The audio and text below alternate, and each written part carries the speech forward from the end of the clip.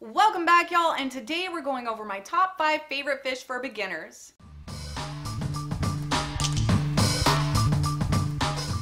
Quick disclaimer before we get started, always do your research before bringing home any new species, and it's always recommended to have your tank set up and cycled before you add fish to it. It is also recommended to quarantine any new fish before adding them to your established community aquariums, as this will help prevent introducing any parasites or diseases these new fish may have. Now, without further ado, here are my top 5 favorite fish for beginners. Number 1 is neon tetras. The neon tetra is a small schooling fish with a lifespan of up to 8 years that originated from the dark waters in small streams and river basins in Brazil, Colombia, and Peru. These fish are known for their bright colors, small size, and typically peaceful disposition. The bare minimum tank size for keeping neons is 10 gallons, but with these fish being very active schooling fish, 15 gallons or larger is more suitable for them. These fish prefer softer, more acidic water with a pH of between 6 and 7 and have a wide temperature range of between 70 and 81 degrees Fahrenheit. Now, neon tetras do best in a more dimly lit environment and will thrive in blackwater aquariums. A well-planted aquarium with driftwood, floating plants, and a darker substrate is best if you're trying to mimic their natural environment. Now, with neon tetras being a schooling fish, you'll want to get at least 5 for your aquarium. Having said that, to keep them happier and to see less potential aggression, larger schools of 15 plus is often recommended.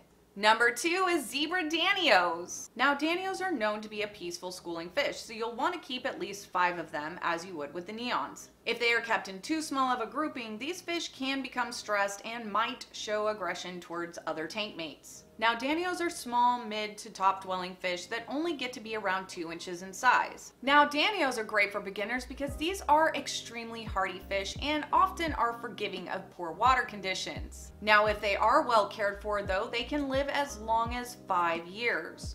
While Danios may be small in size, they tend to be extremely active swimmers and they will need at least a 10-gallon tank or larger. They do well in a wide range of temperatures between 65 and 77 degrees and prefer soft to medium hard water with a pH between 6.5 and 7.2. Now again, Danios are extremely active swimmers, so you'll want to take that into consideration when you're setting up their tank. These fish will prefer diffused lighting with plants and decor to provide them with hiding spaces, along with a darker substrate and plenty of open space for them to swim. Number 3 are white cloud minnows. Once referred to as the poor man's neon, the white cloud minnow is a small, peaceful, hardy, cold water schooling fish. Now, while these fish are widely available in most aquarium stores, their wild population is rapidly dwindling. But there is hope that captive bred fish will one day help to replenish the population. As these are a small schooling fish, the recommended minimum tank size is 10 gallons. Having said that, some have had success keeping a small school in a 5-gallon tank by staying on top of aquarium maintenance. Now, white clouds are extremely hardy and can survive in a wide range of water parameters. The optimum temperature range is between 64 and 72 degrees, and while these fish can handle warmer temperatures for short periods of time, if they are kept in higher temperatures long term, it can shorten their lifespan. These also have a pH range of between 6 and 8, but tend to do best when the pH is kept between 6.5 and 7.5. Now, number 4 is the Betta fish. Betta splendens is a great beginner fish that can fit in small spaces. They come in a wide variety of colors and fin sizes and can be very forgiving when it comes to water parameters. Now, when it comes to tank setup, these guys will do best in a bare minimum tank size of at least 2.5 gallons. Of course, bigger always better. Smaller tanks also tend to require more frequent maintenance, so always keep that in mind. Now, bettas are notorious jumpers, so you'll want to have a tightly fitted lid for your aquarium. These fish are also very intelligent and do better when they have plenty of aquarium decor and plants to prevent them from getting bored. And for a more natural environment, these fish do great in a heavily planted blackwater aquarium.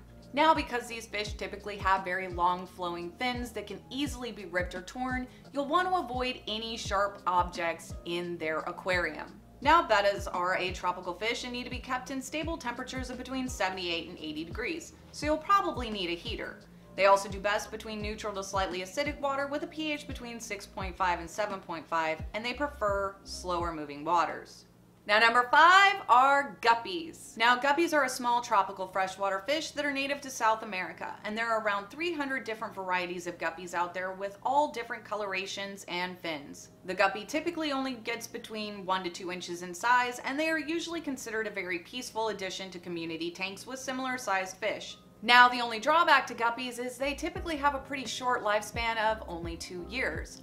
Although I have heard of people keeping them as long as 5. Guppies technically can be kept in as small as a 5-gallon tank, but I would recommend keeping them in a 10-gallon or larger, as this allows for you to keep a small group of them. Now guppies are considered a shoaling fish, so while you can keep just 1 or 2 guppies in a tank, they tend to be a lot happier when they are kept in groups of 5 or more. Since guppies do originate from a warmer tropical environment, their temperature should be kept between 75 and 82 degrees, so you may need a heater for them. They also prefer slightly harder water with a pH range between 6.8 and 7.8. Now since many guppies do have long flowing fins, you'll want to keep your tank free of any sharp objects that their fins may snag or get torn on. So anyway guys, that's all I really have for y'all today. As always, thank you so much for watching. I love you guys, and I will see you in my next video. Bye!